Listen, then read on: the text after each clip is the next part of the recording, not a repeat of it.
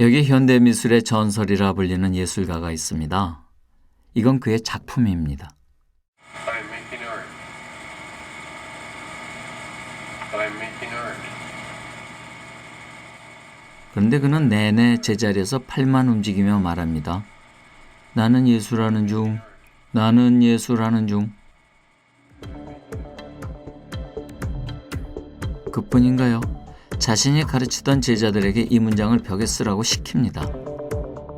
나는 더 이상 지루한 미술을 하지 않겠다. 그 다음에 이걸 새로운 작품이라고 공개를 했죠.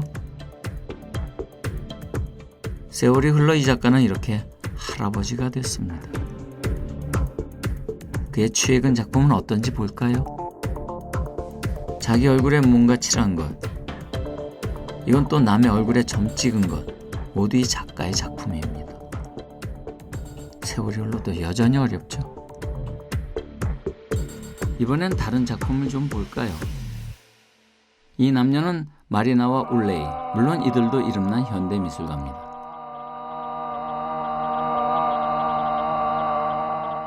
근데 작품 내내 두 작가는 아 소리만 냅니다. 그래서 작품 제목도 아죠. 이 작품은 뭔지 아세요? 두 작가의 머리채를 한 대 묶고는 이렇게 몇 시간이고 버티는 겁니다. 근데 이 중에서 여성 작가 마리나는 이런 작품을 발표했습니다. 이건 소뼈 1,500개입니다. 마리나는 미술 전시장에 이 뼈들을 쌓아놓고 나흘 동안 하나하나 뼈를 씻어냈죠. 하얗고라 불릴 만큼 내전이 잦았던 고향, 발칸반도에 대한 작품이란 설명을 들으면 숙연해지지만 이게 정말 현대미술인지는 잘 모르겠습니다. 근데 이거 아세요? 아까 보신 그 작가도 방금 보신 이 작가도 모두 베니스 비엔날레에서 황금사자상을 수상한 작가들입니다. 네, 여러분이 아는 그 베니스 비엔날레, 세계 3대 비엔날레 중에 하나고 전 세계 미술인들의 축제이자 현대미술의 현주소라 불리는 바로 거기서요. 그러니까 이런 작품들이 현대미술이고 그 중에도 잘 나가는 작품이라는 것 같은데 이제 현대미술의 중심으로 걸어 들어가 보겠습니다. 무엇을 보게 될지 모르겠습니다. 하지만 늘 보던 미술 감상과는 왠지 다를 것 같네요. 함께 가보실래요?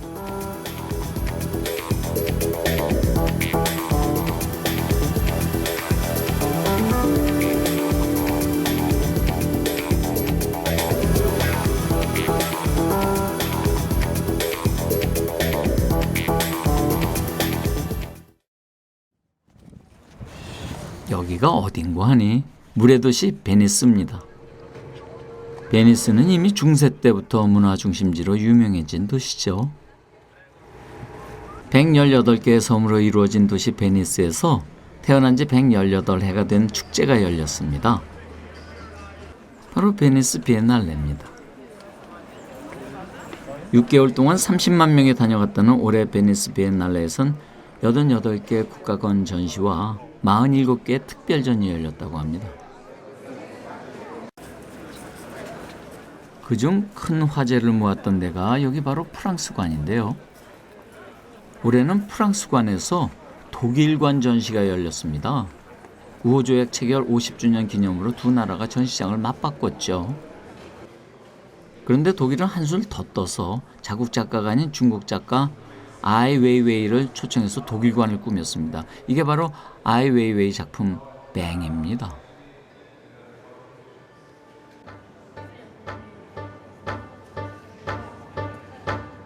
아이 웨이웨이는 작품을 통해 중국의 현실을 꼬집는 반체제 작가입니다. 최근 노벨 평화상 후보로 거론되기도 했죠. 2008년 5월 12일 오후 2시 중국 스촨성에서 리터 규모 8.0의 대지진이 발생했습니다. 사망자만 7만 명이 넘었던 이 비극은 천재인 동시에 인재였습니다. 무너진 초등학교들이 날림으로 지어졌다는 사실이 밝혀졌기 때문이죠. 이 886개의 의자는 바로 그 스촨성에서 가져온 것들입니다. 아이웨이웨이는 작품으로 말합니다. 이 위태로운 풍경이 중국의 현실이라고요. 미국과도 줄이 긴 곳 중에 하나 있습니다. 근데 이게 다 뭔가요? 얼핏 보면 무슨 공사라도 하는 것 같죠? 근데 이게 작품이었습니다. 이 돌멩이의 생수병이 작품이라고요? 하실 분 많겠지만 이건 미국 현대미술 작가 사라 제이의 작품인데요. 깡통, 엽서, 면봉 같은 생활용품으로 만든 설치 작품이랍니다.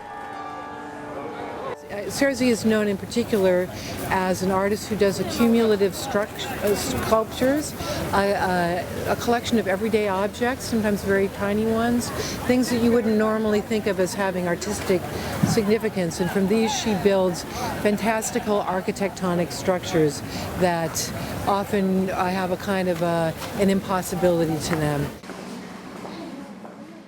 화분에 플라스틱에 과자 봉지까지 다 쓰레기 아닌가 싶은데요. 사실 그 덕분에 사라지는 친환경 작가로도 불린답니다. 광장에 사람들이 모여서 웅성거리네요. 무슨 일입니까? 요란한 장식을 쓰고 달 모형을 붙인 손으로 온몸에 리본을 엮는 퍼포먼스네요. 참 불편해 보이는데 이게 무슨 뜻일까요? The artist considered that to be an artist today has to be questioned. She's blinded by all the attire she has around her. She has foot and hands and legs, kind of handicapped herself because difficulty is a way to question our place in the society. 듣고 보니 왠지 응원하고 싶어집니다. 이번엔 핀란드관으로 가볼까요? 핀란드 작가는 한창 망치질 중입니다.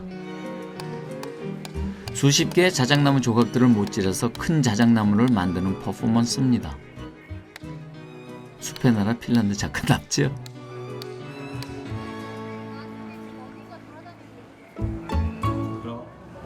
오래 기다리셨습니다. 한국관입니다. 사방이 통유리로 이루어진 한국관에는 신을 벗고 들어가야 했습니다. 우리 온돌처럼 말이죠. 한국관에 들어선 관람객들이 처음 만나는 작품은 바로 여기 있습니다. 어둠의 방입니다. 그런데 관람객들은 곧 이 방 안에 갇힙니다. 놀라셨죠? 근데 이거 방송사고 아닙니다. 이것도 현대미술 작품이랍니다. 아무 사전 설명도 없이 캄캄한 방에 머문 지 1분이 지나면 다시 문이 열립니다.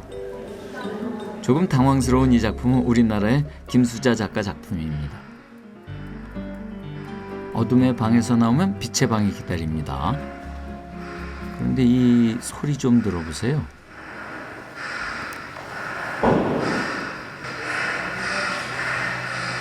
이건 김수자 작가의 숨소리. 이것도 작품의 일부인데 이해가 쉽지는 않죠.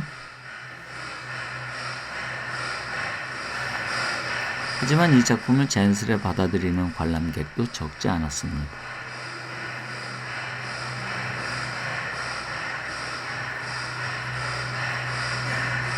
이 어렵고 불안한 작품을 관람객들이 어째서 좋아한 걸까요? I really liked this pavilion, Korean pavilion.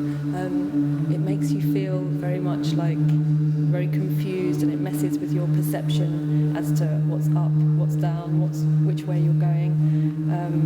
And it has quite a magical sense as well. It feels like an enchanted place, but also quite a futuristic kind of place as well.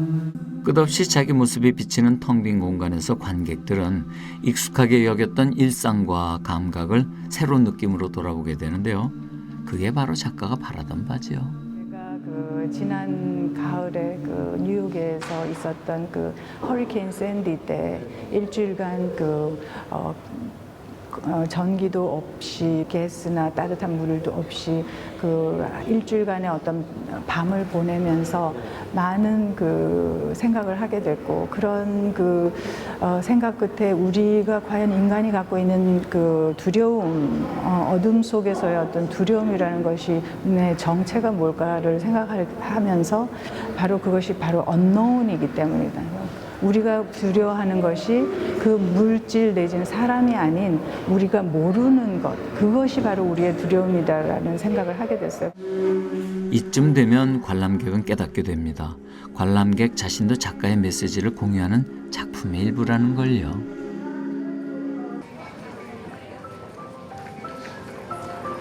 베니스 비엔날레 기간 동안 베니스 중심가에서 특별전도 열렸습니다. 젊은 우리 작가들 전시였죠. 들어서자마자 눈을 사로잡는 작품은 최우람 작가의 회전목마였습니다. 예쁘긴 하지만 이거 그냥 장난감 아니냐 생각할 수도 있습니다. 하지만 이거 엄연한 현대미술 작품입니다. 키네틱 아트라고 불리죠. 동력장치를 활용해 움직이는 조각 작품, 그게 바로 키네틱 아트죠. 근데 왜 이러는 겁니까?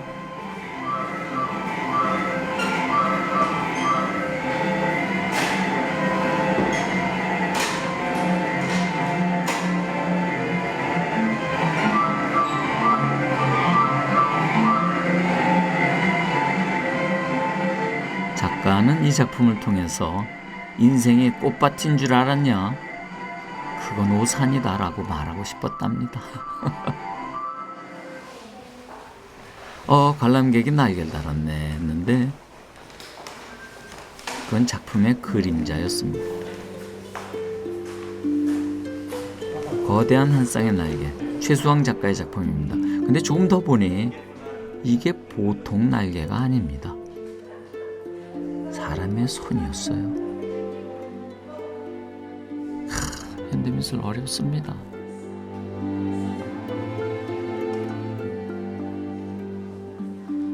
하지만 쉬운 현대미술도 있습니다. 이 시리즈는 사진 2장이 하나의 작품입니다. 터키의 한 카페에서 일하는 청년은 수학 선생님이 꿈입니다. 이건 꿈이 이루어진 장면이죠. 카레이서가 꿈인 청년도 이렇게 사진 속에서 꿈을 이뤘네요. 누군가의 초상을 찍을 때 그 사람의 외관, 그 겉모습만 찍게 되는데 사실 어떻게 하면 그 사람의 내면을 찍을 수 있을까를 고민을 하다가 우연히 주유소에서 이렇게 롤러스케이트 타고선 윈도우 와이퍼를 이렇게 판촉하는 여학생을 보게 됐는데 쟤는 무슨 생각을 하고 살까 이런 생각이 들기 시작하면서 그 친구에게 이제 꿈을 묻는 작업을 해서 시작을 하게 됐습니다. 이번엔 이 작품 좀 볼까요? 참치캔 안에 참치가, 소세지 안에 천하장사가, 상품 이름에 해당하는 것들이 들어있네요.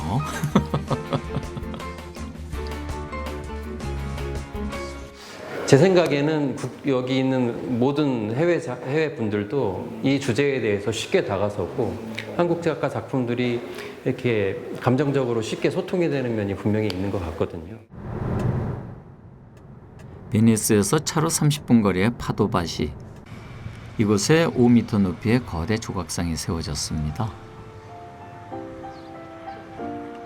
크기로나 형태로나 압도적인 이 작품은 우리나라의 김영원 작가 작품입니다. 갈릴레이의 도시 파도바는 문화적 자존심이 드높은 곳입니다. 이곳에서 전시를 한 외국 작가는 김영원 작가가 처음이죠. 그게 가능했던 건 이탈리아 조각가 노벨로 피노티 덕분입니다. 노벨로 피노티는 현대 미켈란젤로라는 별명까지 있는 유럽 조각계의 거장입니다. 몇 년 전 김영원 작가의 작품을 본 노벨로 피노티는 격찬을 하며 2인전을 제안했답니다. E ho detto, bah, guarda, questo è uno scultore interessante, però subito l'impatto è stato molto forte e anche molto gradevole. Mi è piaciuto molto questa idea della figura che nasce, no, come un fiore. 김영원 작가의 작품은 파도밭이 곳곳에 30여 점이 설치됐습니다. 여기도 그 중에 한 곳, 파도밭 시청 앞입니다. 시청 앞에 예술 작품이 설치된 건 이탈리아 작가조차 단 한 명뿐이었다는데 이런 특혜가 어떻게 가능했죠? La trovo bella questa opera d'arte qui perché è una cosa nuova. A me piace e ho sentito anche tanta gente che piace. Lascia abbastanza stupiti ma anche piacevolmente sorpresi, insomma. 현대 미술 작품이 수백 년 된 시청과 잘 어울립니다. 극과 극은 통하는 건가 보죠? 보이는 것과 보이지 않는 것, 즉 유와 무가 하나다는 것. 그리고 우리의 몸과 영혼이 둘이 아니고 하나라는 것. 이러한 이론론적이고 통합된 우리의 동양의 어떤 세관이 바탕에 다 깔려있지요. 한 파도바 시민이 감동한 나머지 좀처럼 잡은 손을 놓지 못하고 있습니다. 작가가 왔단 소리에 파도바 시장도 달려 나왔습니다. 그는 김영원 작가의 작품이 몹시 마음에 들어 휴대전화에 저장까지 했답니다. 그러더니 슬쩍 묻습니다. 작품 몇 점은 두고 가면 안 되냐고요. Io lo sapevo già che dovevano partire, sì. No, sapevo che l'opera non poteva rimanere, ma era bellissima perché penso che i grandi spazi prendono forma se hanno anche degli elementi che contribuiscono a comunicare con i cittadini e mi piacerebbe in generale, insomma, poter arricchire le piazze con la presenza di sculture. 다른 곳에서라면 무심히 스쳐갔을 사람들, 그런 사람들이 이렇게 웃고 사진을 찍고 악수를 나눕니다. 예술의 힘이라는 거 바로 그런 거 아닐까요?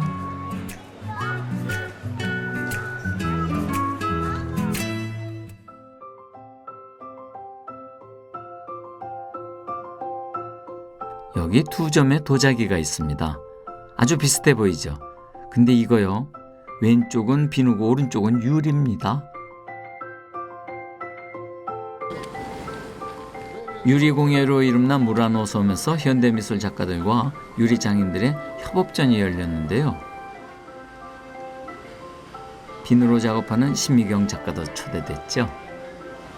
제가 비누로 이렇게 유리처럼 만들어 온 작업을 보고 이쪽에서 오히려 굉장히 관심이 있었어요. 그래서 제가 저의 작품을 이들에게 보내주고 그거를 이들이 유리로 재현을 하는, 그래서 오히려 이제 이들이 제 거를 해석해 나가는 이런 작업을 했던 거였어요. 그러니까 이게 다 비누로 만든 도자기란 얘기입니다. 믿을 수 없지만 진짜입니다. 어떤 것은 너무 정교해서 도자기보다 더 도자기 같은데요. 신미경 작가는 이 작업을 영국 유학 시절에 시작했다 합니다. 제가 이제 영국에 처음 가가지고 박물관들을 막 다니면서 그 현장이라는 것에 대한 느낌, 또 그 재료가 가지고 있는 재질이 굉장히 비누 같은 어떤 그 조밀함과 부드러움을 갖고 있는 거예요. 얘네들의 그 조각들이 비누로 보이는 거가 이게 나의 아이덴티티일 수 있겠다는 생각이 들었어요. 하지만 비누로 서양 고전 조각을 재현하는 과정은 결코 녹록지 않았습니다. 아무리 똑같이 만들어도 원작만이 가진 고유한 가치까지 만들 수는 없었으니까요. 두 문화가 있으면 그 문화를 열심히 이렇게 소통을 시키려고 노력을 하지만 그 중간에 이렇게 진공 같은 공간이 있는 거죠. 영국 런던의 번화가에 세워졌던 김화상이 오늘은 국립현대미술관 뜰에 세워졌습니다. 신미경 작가가 올해의 작가 4명 중 1명으로 선정됐거든요. 근데 이 도자기들 제목이 트랜슬레이션, 번역입니다. 유학 시절 초기에 신미경 작가는 영어 때문에 고생했답니다. 그리고 깨달았답니다. 영어를 우리말로 번역하는 과정에는 도저히 번역 불가능한 부분이 생긴다는 걸요. 나라마다 사회문화적 배경이 다르니 완벽한 번역이란 존재할 수 없다는 이치였죠. 그래서 시작한 게 서양의 고전 조각들을 비누로 만드는 일이었습니다. 그렇게 만들어진 조각상을 화장실에 놓아두기도 합니다. 금세 닳아서 사라지는 비누로 시간의 궤적을 보여줄 수 있기 때문이라네요. 어떤 일종의 어떤 미술품이 화장실 안에 이렇게 설치되는 것이기도 하면서 또 한 가지는 이제 이게 기능이 있는 거기 때문에 사람들이 비누로서 쓰고 사람들이 참여하는 거에 의해서 이게 이제 이렇게 시간이 흐르면서 이게 하나하나씩 다 스스로 이렇게 모양이 변해가면서 역사를 갖게 되는 거예요. 화장실에 들어간 관람객들은 깜짝 놀라지만 곧 알아채고 손을 씻습니다. 관람객들도 그 과정을 통해 작품을 완성하는데 동참하는 거죠. 우리가 유물이라 부르는 것들도 사실 처음에 일상적인 거였습니다. 세월 속에서 다른 뒤에야 작품이 되고 유물이 된다는 게 신미경 작가의 생각입니다. Who is doing copies of antiques and copies of existing historical material is in a certain way questioning the history of art as we perceive it today, a very interesting position. 국립현대미술관과 SBS 문화재단이 공동으로 주최하는 올해의 작가상은 2회째를 맞았습니다.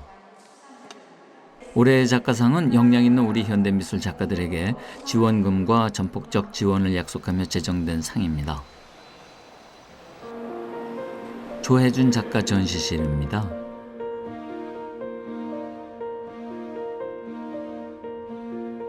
조혜준 작가는 미술교사 출신의 아버지와 공동 작업을 합니다. 이 작품은 오래전 아버지가 그린 그림을 그대로 전시장에 옮겨온 겁니다. 이 그림 제목은 낙선작인데요. 아버지가 그림 밑에 손수 사연을 적었습니다. 미술 교사였던 아버지가 국전에 출품했다 낙선한 작품이라네요. 아버지는 낙선작에 대한 사연을 옛날 얘기 들려주듯 한 컷 한 컷 다시 그렸습니다. 조혜준 작가와 아버지는 10여 년 전부터 이렇게 서로의 기억을 꺼내 퍼즐처럼 맞춰보는 작업을 해왔습니다. 낙선작 뒤로 성황당 나무 같은 작품이 보입니다. 이것도 아버지의 물건들을 조혜준 작가가 설치한 겁니다. 부모 세대와 자식 세대들이 서로 이렇게 소통하고 혹은 나눌 수 있는 그런 부분들이 많지는 않았던 것 같아요. 이게 무슨 말인고 하니 이 작품 기념수에 걸린 건 모두 아버지의 창고에서 꺼내온 거랍니다. 붓글씨, 나무조각, 도자기, 노끈, 그야말로 가족의 지난 삶을 조혜준 작가는 작품으로 거듭나게 했습니다. 기억이 어떤 도도한 물결 같은 느낌이에요, 저한테는. 근데 그 기억과 기억이 이렇게 만나고 혹은 부딪히고 그런 일련의 과정들이 굉장히 흥미로웠던 거예요. 과연 세대가 다른 두 사람이, 그 경험이 다른 두 사람이 그 기억들을 어떻게 공유할 수 있을까? 대개 부자 관계가 그렇듯 예전엔 아버지와 거리감이 있었다는 조혜준 작가. 기억의 파편을 맞추는 공동 작업 뒤 많은 게 달라졌다고 합니다. 만약에 그 기억들이 다시 만나고 거기서 무엇인가 파생된다면 그건 과연 무엇인가? 개인의 추억은 꽃잎처럼 소중한 겁니다. 근데 그 추억이 모이고 엮이면 큰 나무가 됩니다. 사람들은 그걸 역사라고 부릅니다. 조혜준 작가 같은 경우는 본인의 아버지랑 같이 작업을 하면서 세대 간의 여러 격차 문제라든지 한국 사회 문제 이런 문제들을 굉장히 세밀하게 다루고 있어서 우리나라에서 문제시되고 있는 세대 간의 문제가 잘 드러나 보이는 작업인 것 같고요. 함양아 작가의 작품을 보려면 좁은 문으로 들어가야 합니다. 함양아 작가는 영상을 중심으로 조각, 설치, 퍼포먼스 등을 다양하게 활용하는 작가입니다. 함양아 작가의 이번 전시 제목은 넌센스 팩토리. 초고도 산업사회를 살아가는 현대인의 모습을 은유적으로 재현해 놓은 일종의 체험관 형식입니다. 물속에서 숨을 참으면서도 웃어야 하는 잠수 모델 모습이 넌센스입니다.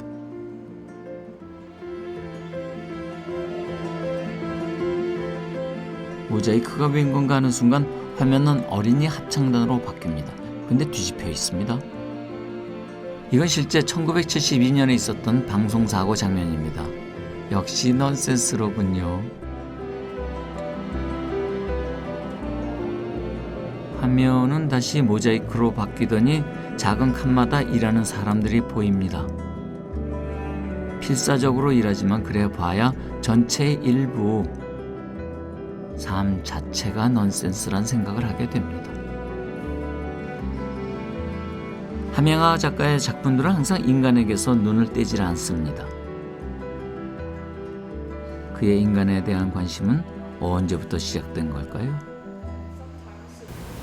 예전부터 그런 궁금증을 갖고 있었던 것 같아요. 사람은 무엇으로 사는가? 저는 그거를 사람들이 가지고 있는 환상이라고 생각을 했어요. 그러한 어떤 환상적인 부분을 갖고 있기 때문에 삶을 견뎌낼 수 있다고 그렇게 봐서 그런 작품들을 연작으로 하게 됐죠. 인간이 삶을 견딜 수 있게 하는 게 환상이라면 작가에겐 그게 작품이겠죠? 그래서 함양아의 작품 속엔 세 가지에 대한 은유가 빠지질 않습니다. 개인에 대한 것, 그리고 또 하나가 사회라는 것, 그리고 또 하나가 자연 또는 사회화된 자연. 이 세 가지가 제가 해나가는 작업들이 이 세 가지 주변을 둘러싸고 이루어지고 있어요.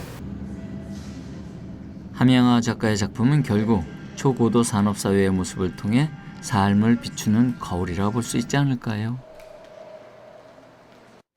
So much connected to the contemporary society, a society which has its pros and its contrasts, and which has negative and positive aspects. So Hamyang-ah is analyzing with her video work all of these negative and positive aspects, and she does it in a very genius way. 공성훈 작가의 전시실입니다.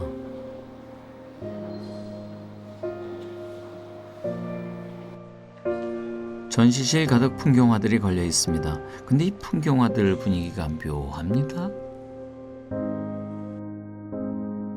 지나치게 강렬한 색채, 위험해 보이는 장소들, 사실 음산하게까지 느껴지는 작품입니다. 게다가 불안해 보이는 이 남자까지 도무지 편하게 볼 수 없는 그림들인데,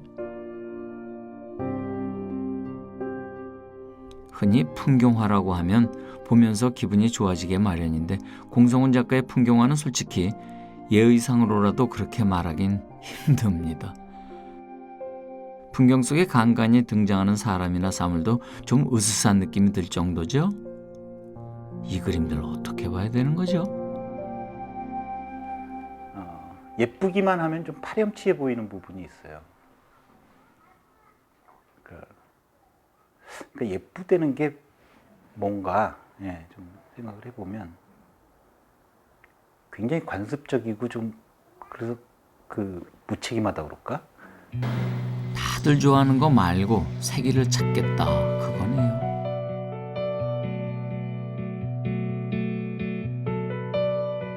작가가 유난히 애착을 가지고 있다는 그림, 제목은 흰머리입니다.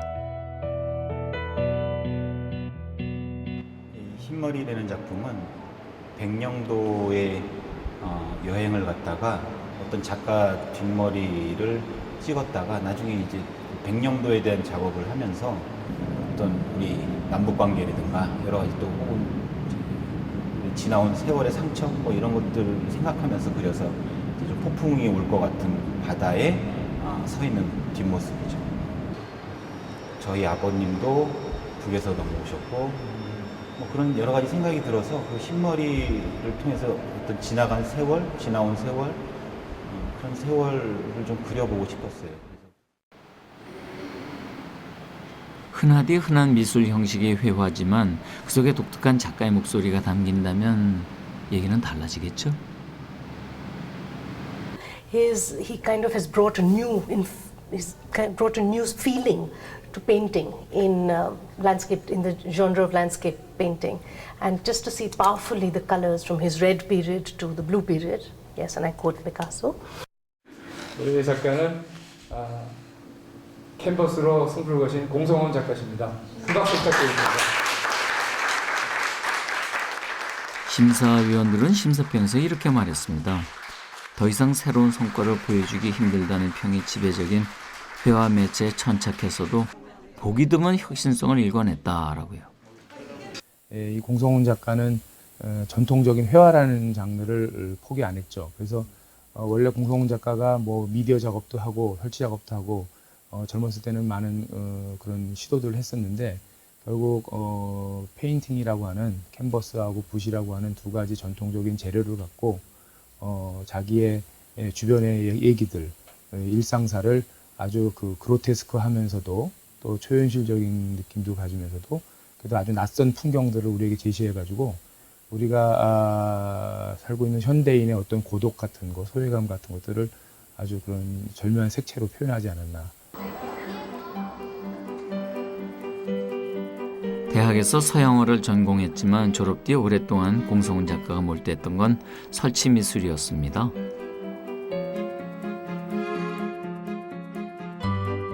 블라인드를 활용한 이 작품들은 꽤 호평을 받았습니다만 계속 서양화를 그릴 수도 있었을 텐데 설치 미술을 시작한 이유는 뭘까요?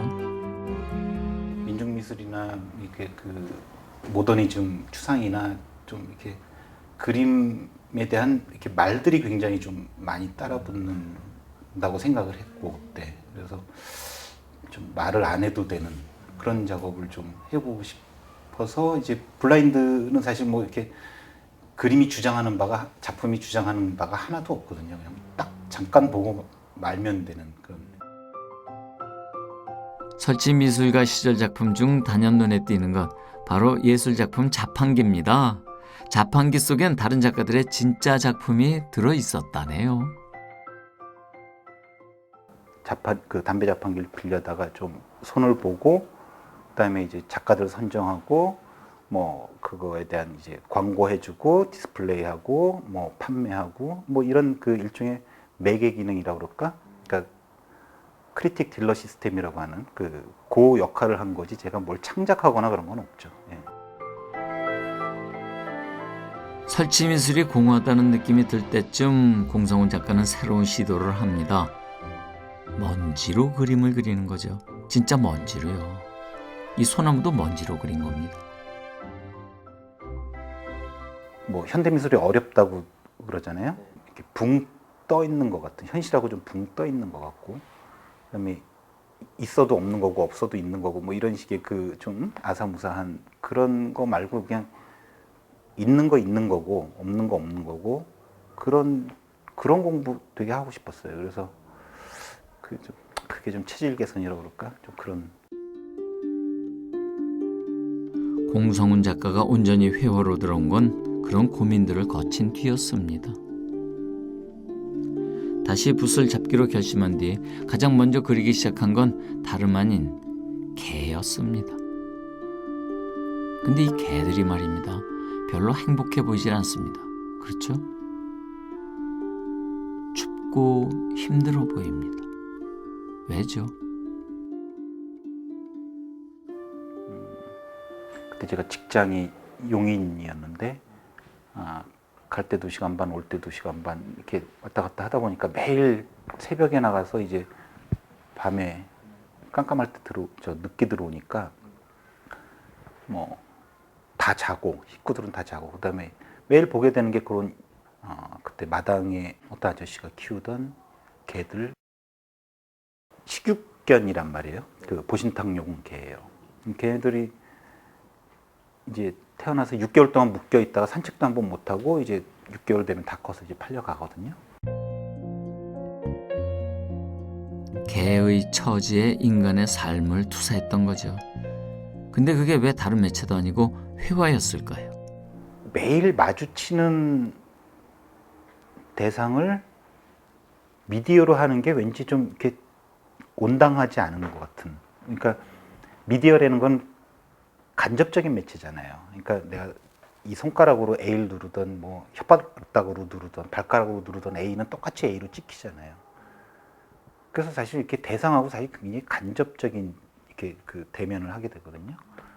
근데 회화는 어쨌든 내 몸에서 나오는 거고 내가 다루는 대상을 좀 더 직접적으로 대하는 것 같은 그런 느낌이 있어요. 직접 몸으로 부딪히는 현대미술. 그가 꾸준히 우직하고 성실하게 그리는 건 그 때문입니다. 몸으로 부딪히고 삶 속에 스며든 뒤에야 캔버스에 옮길 수 있는 것. 공성훈 작가에게 회활한 그런 거였습니다. 딱 한 번 외국에 나가봤는데 그림은 전혀 못 그린 이유도 그 때문이었죠. 한 8개월 있었는데 그래서 이제 도구들을 싸갖고 갔어요, 사실은. 근데 한 개도 못 그렸어요. 그냥 싸갖고 왔어요. 너무 경치 좋고 날씨도 좋고 예, 다 좋고 너무 아름답고 보기는 너무 좋은데 저게 나랑 상관없는 풍경 같고 저 자신을 이렇게 좀 투사해서 그걸 의미화하는 게 굉장히 어렵더라고요. 제도와 틀에 얽매이지 않는 예술가, 끝없이 새로운 길을 모색하는 회화 작가, 그게 공성훈 작가인 것 같은데요. 그런 것도 영향받은 존재가 있을까 궁금해졌습니다. 작업하시면서 혹시 개인적으로 영향을 받았다? 고야, 그다음에 이제 그 엘그레코 전시를 99년도에 이제 처음 봤었는데 그때 굉장히 충격을 받았어요. 예. 아니 이 시절에 이런 그림을 그릴 수가 있다니. 듣고 보니 정말 그랬습니다. 공성훈 작가의 작품 속 구름을 한번 보시죠.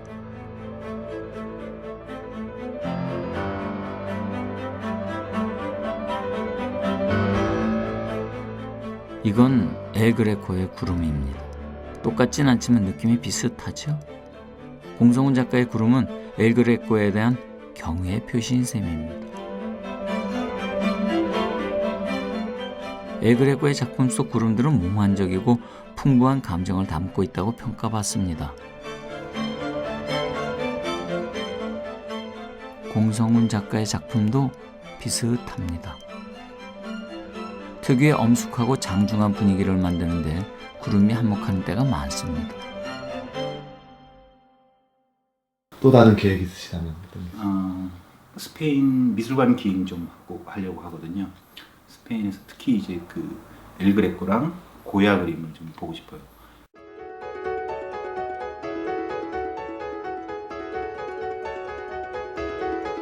스페인입니다. 스페인의 옛 수도이자 엘그레코의 도시 톨레도입니다. 그리스 태생의 엘그레코는 36살부터 세상을 떠날 때까지 톨레도에 살았습니다. 거장이라고 불리는 화가들은 저마다 독특한 양식을 완성했죠. 하지만 엘그레코는 그 중에서도 독보적입니다.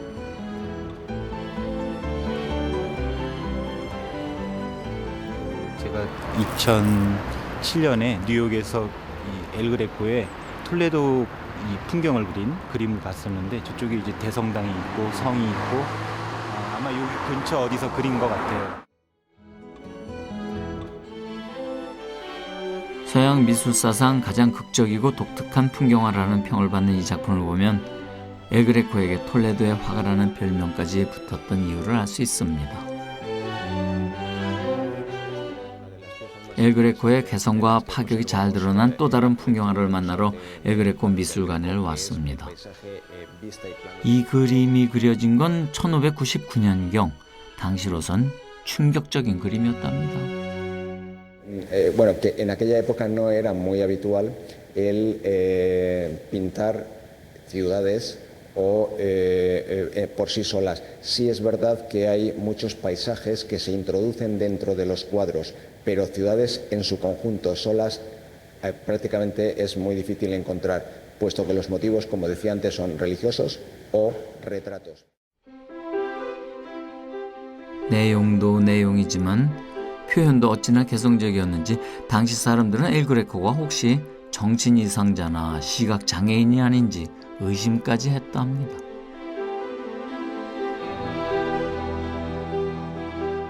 개성이 확실할 뿐 아니라 그 개성에 조금의 양보도 없었던 엘 그레코. 이 두 점의 초성화를 보면 이게 무슨 말인지 금세 이해하실 겁니다. 오른쪽이 스페인 궁정 화가가 그린 거고요. 왼쪽이 엘 그레코가 그린 겁니다.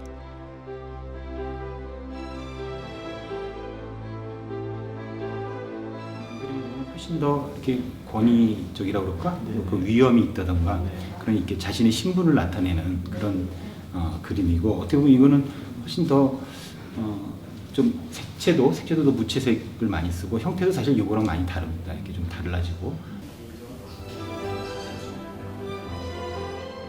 뭐가 엘 그레코표 초성화인지 금세 아시겠죠?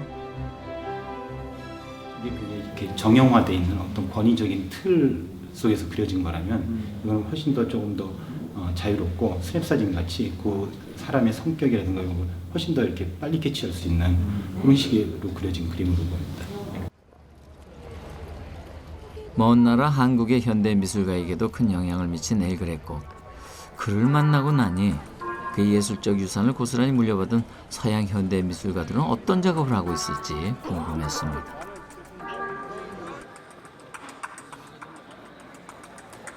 마드리드의 이 거리는 맛있는 거리라고 불립니다. 이 도축장에서 나온 고기를 파는 식당이 많았기 때문입니다.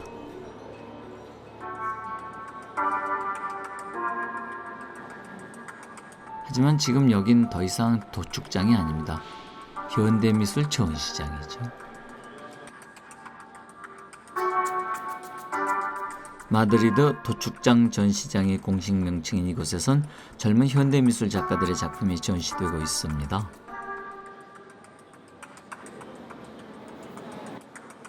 이기적인 그런 형태를 반복적으로 마치 만다라처럼 이렇게 해놓은 건데, 제가 이렇게 살짝 만져봤더니 이게 고무로 만든 거예요. 그러니까 고무 찰흙으로 만든 작품이에요. 그래서 이게 굉장히 말랑말랑하고 또 이게 촉감도 재미있습니다. 이 작품은 르네상스 화가들이 두텁게 미치를 했던 데서 영감을 받았다고 합니다. 21세기 작가가 16세기 영향을 받았다. 그래서 예술은 영원한 건가 보죠.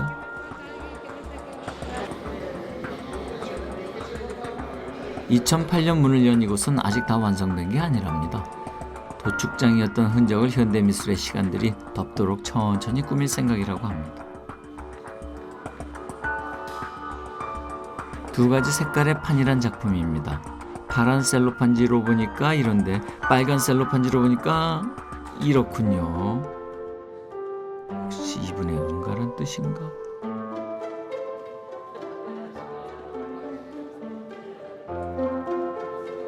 이 작품도 한번 볼까요? 네, 빨간색으로 보니까 학사물을 썼는데 파란색으로 보니까 청소부군요. 대학 나온 청소부란 뜻인가 봅니다. 요즘 스페인 실업률이 심각하다던데 이 작품은 그런 세태를 꼬집은 건가 봅니다. 반어법적이고 중의적이고, 그러니까 두 가지 의미가 이렇게 색깔을 다른 유리로 볼 때마다 이제 의미가 변하니까 뭔가 이렇게 지금 이 세상의 어떤 현실이라든가 아니면은 뭐 그런 현실에 대해서 이렇게 좀 풍자하고 비판하는 그런 내용의 이제 전시예요. 미술 작품의 풍자를 담는 것, 스페인 미술에서 그건 오랜 전통입니다. 풍자하는 예술의 선두에 고야가 서 있습니다. 여긴 산 페르난도 왕립미술 아카데미인데요. 고야가 교수로 일했던 곳이니 워낙 고야 작품이 많겠지만 그중 특별한 게 이겁니다. 고야가 만든 판화입니다. 당시만 해도 대량 복제가 가능한 판화는 새로운 미디어였습니다. 판화 제목만 봐도 느낌이 오죠. 부패한 카를로스 4세 정권을 비판하는 판화 시리즈입니다. 이 작품도 무능하고 무기력한 국왕을 당나귀에 빗대 비꼬는 내용입니다. 뭐랄까요? 멍멍이 족보가 아니고 당나귀 족보 좀... Hay una larga trayectoria donde nos presenta con ironía y con una visión burlona la España de la época, pero también la realidad política de aquel momento. Los desastres de la guerra son una muestra de esa visión crítica que Goya tiene. 하나 더 보실까요? 나폴레옹의 스페인 침공을 비판한 판화입니다. 너무 잔인하다는 하인의 걱정에 고야는 이렇게 대답했다고 해요. 야만인은 되지 말자는 얘기를 영원히 남기고 싶어서 그렇네.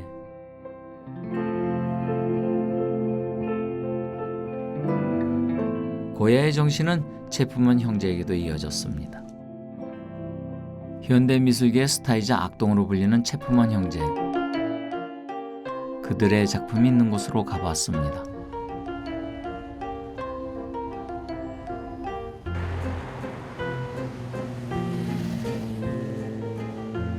체프먼 형제는 고야의 판화를 설치 작품으로 재현했습니다.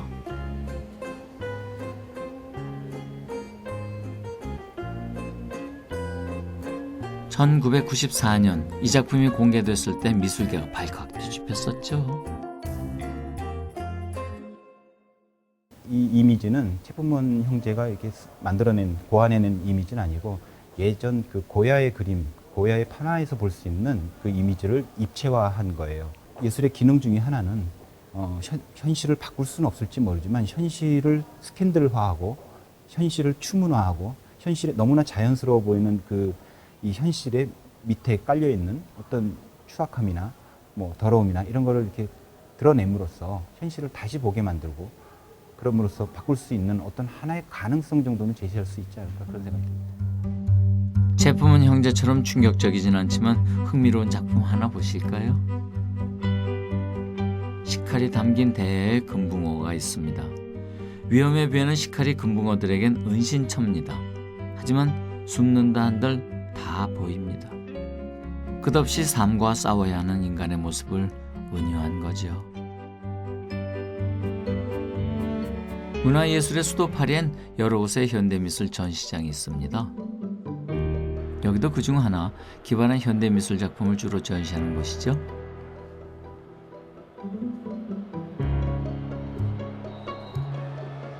전시실에 들어서자 눈을 사로잡는 것, 17대의 카메라로 촬영한 프랑스 축구 스타 지네딘 지단의 모습입니다. 근데 이 작품 제목이 뭔지 아세요? 지단의 초상화랍니다. Et qui est une sorte de portrait d'aujourd'hui, un peu à la manière des portraits du grand siècle, des portraits de Velázquez, des portraits de Goya, qui filmait, enfin qui peignait les personnages les plus importants de son temps. 설명을 듣고 보니 무릎을 치게 되네요. 맞습니다. 그 시대에 그 시대에 맞는 형식이 있죠. 뭐 예술이라고 뭐 다르겠습니까? 이 현대적인 작품들도 100년 뒤엔 고전 미술이 되고 또 새로운 미술이 태어나겠죠. 무명 화가들의 집결지 몽마르트입니다. 근데 이 무명이란 말이 좀 그렇지 않습니까? 작가 한 명이 이미 하나의 우주인데 유명세로 판단하는 게 좀 이상하지요. 여기에 그런 작가의 우주를 인정하고 적극적으로 후원하는 곳이 있습니다. 리카르상은 프랑스 최초의 현대미술상입니다.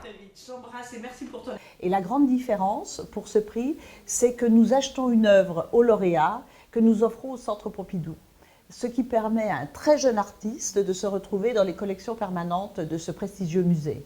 C'est vraiment la différence et la spécificité de ce prix. 1999년에 제정된 리카르상은 상금 1만 유로와 평생 후원을 약속합니다. 이 작가는 15년 전에 상을 받았는데도 지금까지 계속 재단의 후원을 받고 있습니다. 게다가 더 흥미로운 건 작가와 큐레이터의 관계입니다. 무슨 소리냐고요? 들어보시죠.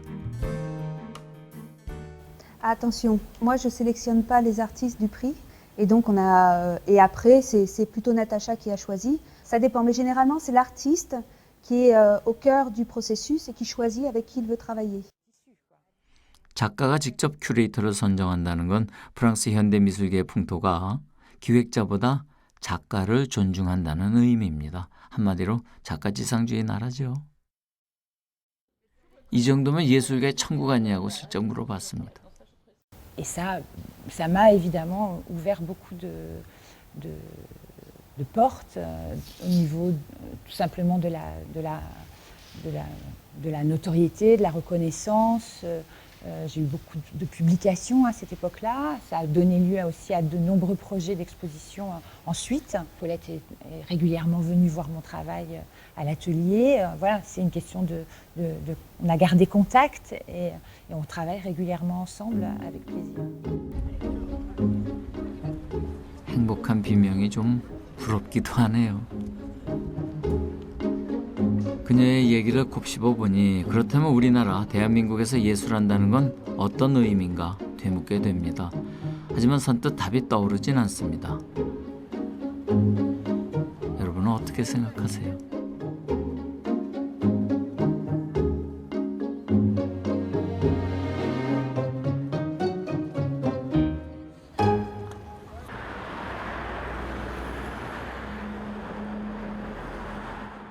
영등포구 재개발구역과 집장촌 사이의 폐 건물을 찾았습니다.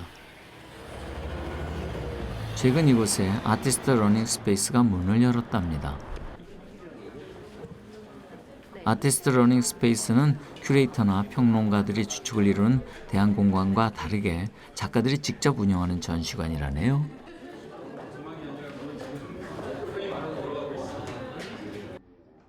이곳의 이름은 커먼센터. 무슨 뜻일까요? 미술관이나 갤러리 그런 것들을 거부하거나 부정하는 건 아니지만 지금 시대에 미술가들이 생존하거나 아니면 작업하기 위해서 무언가를 할 때 그런 어떤 간판들이 좀 걸리적거릴 것 같아서 그냥 센터라고 달았고요. 뭐 하는 곳이냐고 물어보시면 그냥 미술 공간입니다. 이곳의 간판은 바로 이거. 폐허에 가까운 실내 사진 그대로 걸 예정이랍니다. 이건 전시 작품이자 인테리어 자재랍니다. 그냥 이것들로 천천히 이 공간을 꾸며갈 거래요. 참 희한한 공간이지요? 한국 현대미술계에 발전하려면 젊은 작가들이 마음껏 꿈을 발휘할 수 있는 터전이 필요한데 기성기관들은 아무래도 대접을 386세대 먼저 하고 순서대로 하다 보니까 이제 계속해서 88만 원 세대 작가들은 애기 취급을 받아야 되는데 이런 신생 공간, 자기 세대의 이제 기획자들이 직접 공간을 운영하면 애기 취급 받을 일이 없죠. 네. 그래서 아무래도 똑같은 작업을 하더라도 동시대, 동세대의 작가들이 운영하는 공간이 의미가 다를 수밖에 없습니다.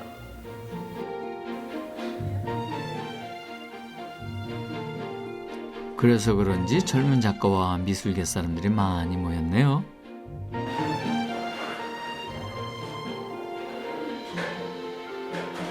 이 작가들은 이 공간을 어떻게 생각하는지 한번 물어보았습니다. 미술관이나 아니면 대한공간 같은 이렇게 확실한 공간보다는 좀 캐주얼한 느낌이 있어가지고 그냥 친구들하고도 한번 해볼 수 있겠다 하는 자극이 돼요. 젊은 작가 같은데요. 이런 생각을 하게 됐다는 점에선 긍정적인데 현실의 벽을 우려하는 작가도 있었습니다. 시도들이 분명 의미는 있지만 이게 강력한 힘이 될 거라는 그 믿음은 약간 좀 부족하거든요. 이게 앞으로 유지될 수 있는지도 사실 좀 의문이 들어요. 왜 유지가 안 될 것 같아요? 글쎄요. 그만큼 여기에 대해 이해하려고 노력하고 또 무엇일까 고민하려는 사람이 적기 때문이 아닐까요? 그런 고민 꼭 작가들만 해야 하는 건 아니겠죠? 1시간 동안 편하게 미술 얘기 좀 하자고 시작을 했는데 어떠세요? 미술이 뭔지 좀 아시겠습니까? 이렇게 묻고 나니까 아는 게 또 뭔가 싶습니다. 근데 가만히 생각해 보면 미술은 계절 같은 것 아닌가 싶기도 하네요. 봄, 여름, 가을, 겨울이 돌고 돌듯이 고전 미술과 현대 미술이 영향을 주고받습니다. 그러면서 한 세월은 가고 새 계절이 그 자리에 들어옵니다. 그러면서 세상은 앞으로 걸어갑니다. 미술도 그렇지 않을까요?